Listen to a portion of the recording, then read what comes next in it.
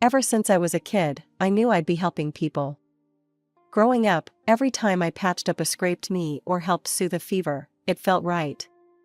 I'm Anna, by the way. My journey into the medical world wasn't glamorous, but it was mine, and I clung to it with everything I had. The university was my escape and my battlefield. I wasn't the top of my class, but I hustled hard. Nursing wasn't just a program, it was a ticket to making a real difference. And hell, I worked every angle, from grueling night shifts at the local clinic to volunteering at blood drives. Anything to build that resume and keep the scholarships coming. After getting my degree, I stayed in the city. The hospital gigs were fine, but something was missing. That's when I stumbled into cosmetology. It might not sound like life-saving stuff, but you'd be surprised how much a good skin day can mean to someone who's been battling acne or scars. I hustled some more, saved up, and eventually, with a chunky loan weighing down my bank account, I opened my own small office. It was just a tiny room in a shared space, but it was mine. It was at one of these rare gatherings with friends, you know, the kind where you realize you haven't seen each other in ages and everything just clicks, that I met David. He was a friend of a friend, typical setup. "So, you're like a nurse or something?" David asked, beer in hand, an easy smile on his face. Now I'm a cosmetologist. I own my place, I said, a little too defensively, expecting the usual judgment. "That's badass. Running your own show. Must be nice calling the shots," he said, genuinely impressed, not a hint of sarcasm. "Yeah, it's pretty cool." "Hard, but cool," I admitted, warming up to his interest. The night faded into a blur of laughter and music, but David's words stuck with me. He wasn't like the others who just nodded along. He got it, the grind, the passion. It was refreshing. Life before David was simple. Work, pay bills, hang out sometimes. But after that night, things changed. We started seeing each other, and every date, every late-night call, it just felt like, maybe, just maybe, I wasn't in this all alone anymore. Over the next few months, we found our rhythm. He'd text me in the morning, something goofy to start the day. I'd call him on my breaks, just hearing about his day made the hours easier. He worked in tech, something about networks, and a lot of complaining about how nobody appreciated good code. He met my friends, I met his. His mom, Mrs. Walker, took to me right away. She was a stout woman, strong in her opinions, and generous with her laughter. The first time I met her, she hugged me like we were long-lost family. "David hasn't shut up about you," she whispered in my ear. "About time he found someone who can keep up with him." We had dinner at her place one Sunday. It was all very casual, homemade lasagna, and stories about David's childhood. "He used to run around barefoot all summer," she laughed, said shoes made him slow. David blushed, tried to change the subject. "Mom, come on, don't embarrass me." "Oh, hush, let her see you're not as cool as you pretend," Mrs. Walker teased, and we all laughed. It was easy, comfortable. It felt right, being there with them. After about a year, things got serious. We were spending almost every night together, and not just at my place. One chilly evening, wrapped up in blankets on my tiny balcony, David broke the silence. "Anna, I've been thinking about us." I tensed, uncertain. "Yeah? What about us?" He took a deep breath, his hand finding mine under the blanket. I know I want to build something with you. A real life. What do you think?" My heart raced, but I played it cool. "Build something, huh? Like Lego or more a Monopoly kind of deal?" He chuckled, squeezing my hand. "Funny. I mean a life, Anna. Together. Maybe even think about getting a place, something permanent." The idea was terrifying and exciting all at once. "I'd like that," I admitted. A lot. So, we started planning, dreaming really. It wasn't just about moving in or the next few years. We talked about everything: kids, careers, buying a house. He proposed not long after that night, nothing fancy, just us, which was perfect. Marry me, Anna. Let's do this for real. In a small, candlelit room, with the curtains drawn and rain tapping softly against the window, I said yes. It was the easiest yes I've ever said. The wedding planning started soon after. Mrs. Walker was a godsend, knowing just who to call, what to book, making it all seem easy. You just worry about being happy, I'll handle the stress, she insisted, and I let her, grateful for her support. It was simple, but perfect. A small ceremony, our closest friends and family, and an air of hope around us. As I walked down the aisle, seeing David there, waiting, I felt like everything was falling into place. He grinned, that lopsided grin that made me fall for him, and I knew, no matter what came our way, we'd handle it. Together. David moved into my apartment, the one I'd been renting since my cosmetologist days were just a dream. We unpacked, merged our books and dishes, and figured out whose art got wall space. It was cozy, happy chaos. The first few weeks, we'd sit at the little dining table with our laptops and piles of bills, making budgets like some kind of grown-up team. I'll handle the groceries and utilities, David offered one evening, his eyes serious as he typed out a spreadsheet. I nodded, scribbling on a notepad. And I'll keep smashing at this loan. The sooner it's gone, the sooner we can think about a house. And, maybe kids. Even saying it felt big, full of possibilities. David smiled, reaching across the table to squeeze my hand. Sounds like a plan, babe. Everything seemed lined up just right. But then, things with Mrs. Walker shifted. She'd been like a second mom during the wedding prep, but suddenly, I was out of the circle. No more Sunday dinners, no calls. When I asked David about it, he'd shrug, looking uncomfortable. She's got her moods, Her health isn't great these days. Maybe give her some space, he suggested one night when I brought it up after another missed call. I wanted to dig deeper, but the wall in his eyes told me to leave it. So, I dropped it. Maybe it was easier, not pushing. A year into our marriage, though, another crack appeared. David's steady support began to wane. Bills piled up on my desk, and his contributions dwindled to nothing. I found myself covering everything, from rent to the electric bill. Babe, what's going on? I finally confronted him one evening, bills in hand. This is the third month you've not chipped in. David looked away, tension in his jaw. It's my mom. She's really sick, Anna. Hospital bills, medications, it's a lot. I've had to help out. Okay, I get family first, but we're supposed to be a team. You should have said something, I snapped, feeling both worried and betrayed. I know.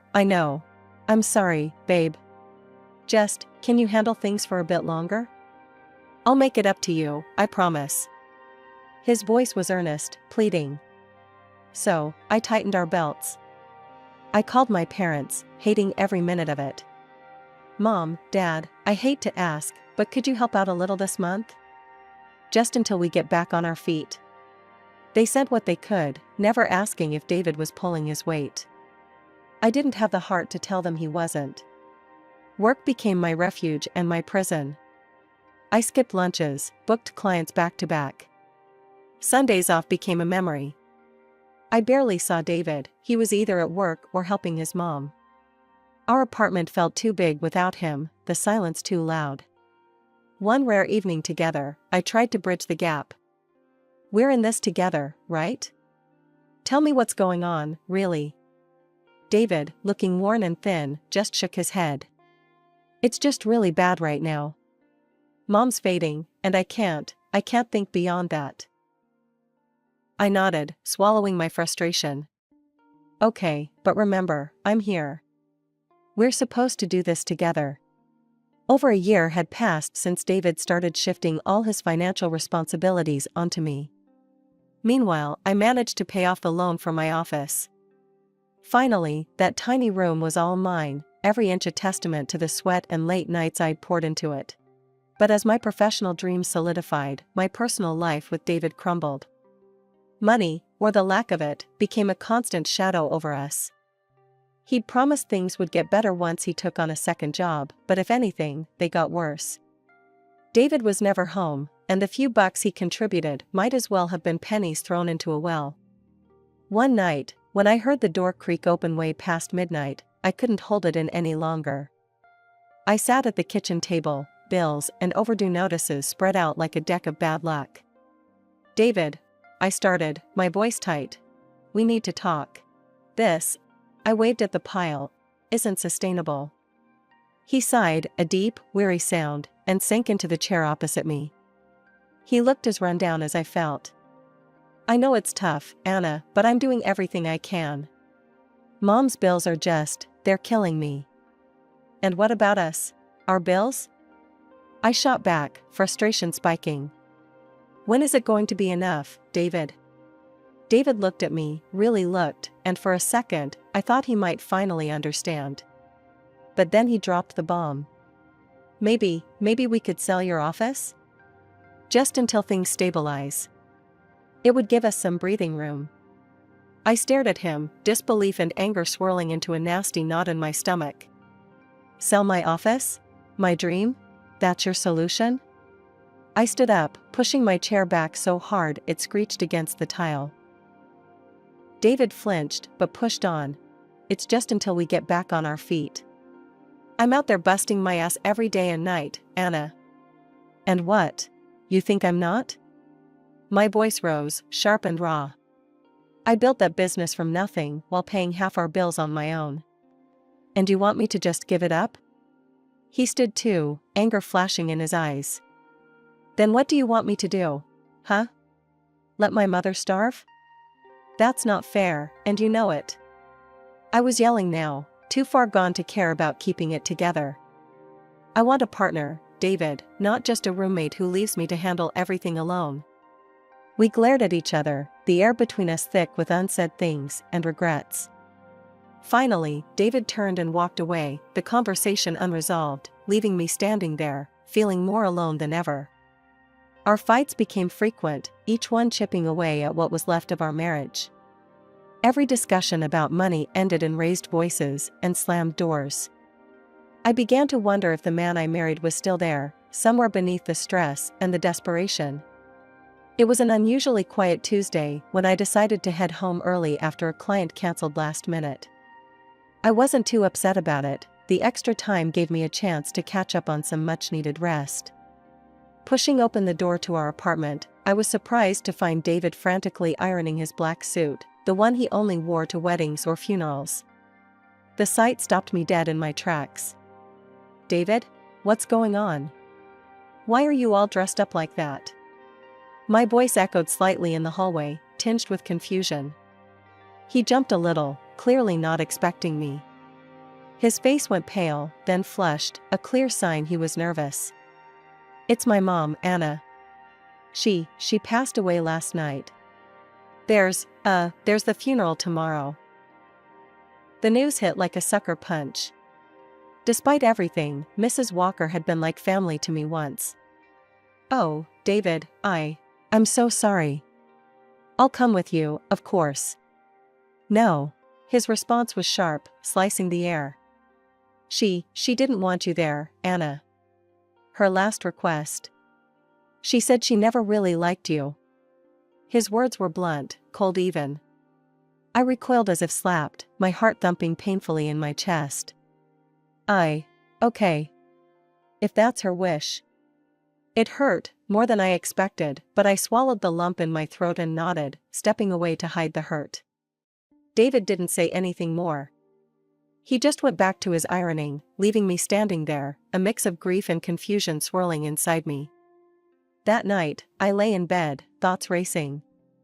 Something didn't sit right with me. Mrs. Walker and I had our differences, but this seemed too harsh even for her. The next morning, I watched from the window as David left, dressed in his suit, looking every part the grieving son. Once he was gone, I made a decision. I rescheduled my appointments and drove to Mrs. Walker's house, expecting to find a gathering of some sort, maybe just the tail end of it. But the street was quiet. Too quiet. Her house looked just like any other day, no cars lined up outside, no signs of a wake. Confusion led me to the front door, and on impulse, I rang the bell. The door swung open, and there she was, Mrs. Walker, very much alive, staring back at me with wide eyes. My heart stopped, then started at a sprint. You're alive?" She took a step back, her own face a mask of shock. "Anna? What on earth, why would you think otherwise?" David told me you were," the words tangled in my throat, too surreal to voice fully. "Dead?" She finished for me, her brow furrowing in confusion and concern.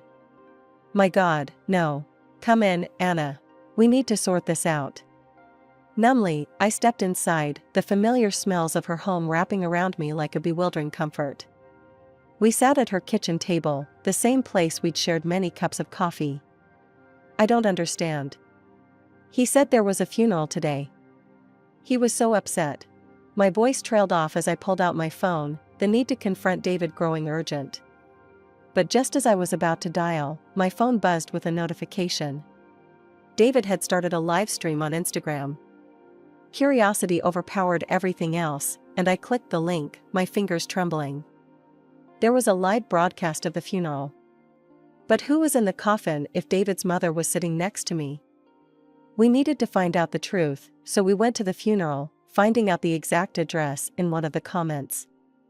As we drove, I couldn't help but replay the last few years in my mind, trying to piece together the deception. "So, he told you I didn't want to see you?" I asked, turning to look at her as she focused on the road. "Yes, and I believed him. And all this time, I was sending him money because he told me you were struggling with debt, that creditors were after you," Mrs. Walker explained, her voice tinged with hurt. I shook my head, feeling the weight of missed connections. "That's not true. He told me you were sick, and that you didn't want anything to do with me. He said visiting would stress you out. He's been lying to both of us, playing us against each other." We drove in silence for a while, each lost in our thoughts, until we reached the cemetery. It looked exactly like you'd expect a place of mourning to look, somber, quiet, with people dressed in black milling about.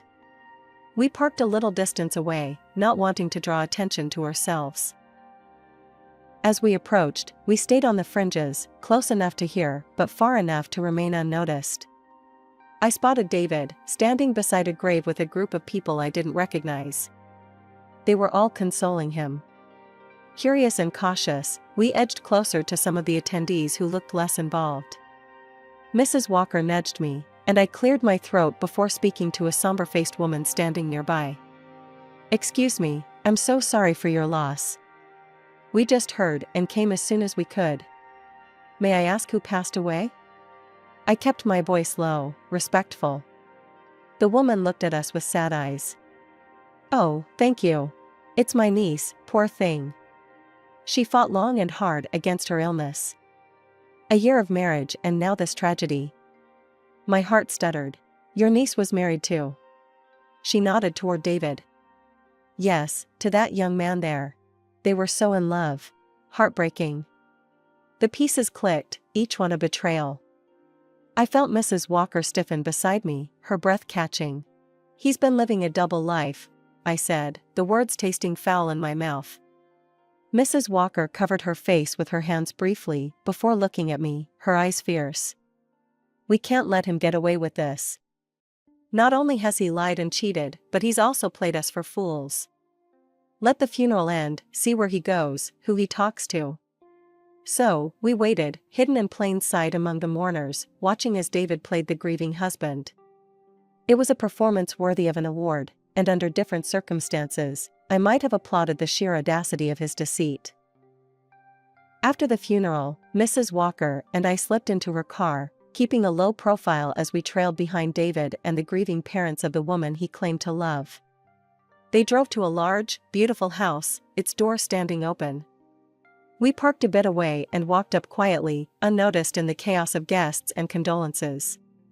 Stepping into the house, the murmur of voices from the living room guided us.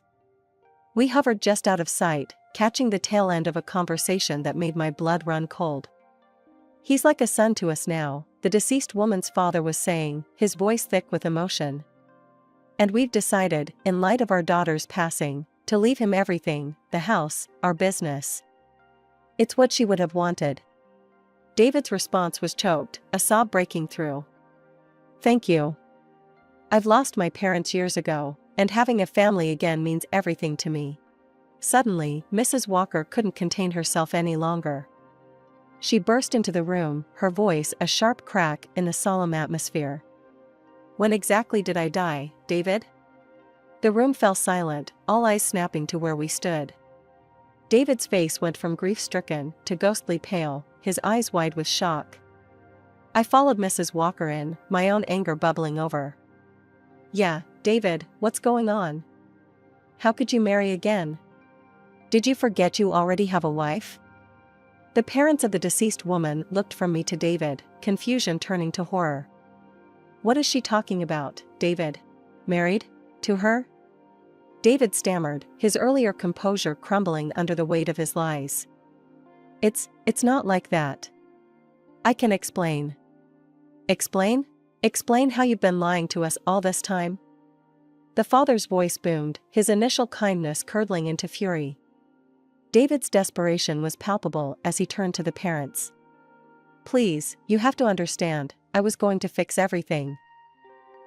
Mrs. Walker snorted, disbelief and anger etching her features. By faking your mother's death? By marrying another woman while your wife is still around? David looked at me then, his eyes pleading. Anna, I'm sorry. I got into some trouble, some really bad debts with dangerous people. I thought I could fix it before it got out of hand.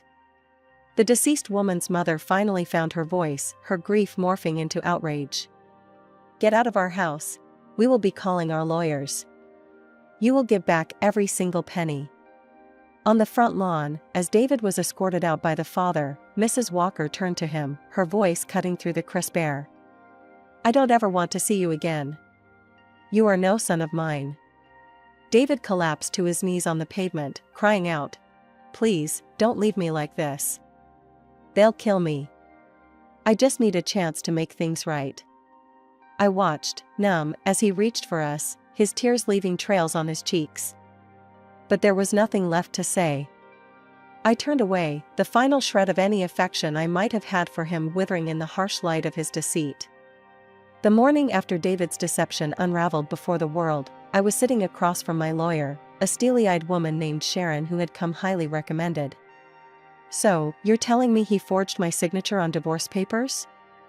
I asked, still grappling with the breadth of David's betrayal.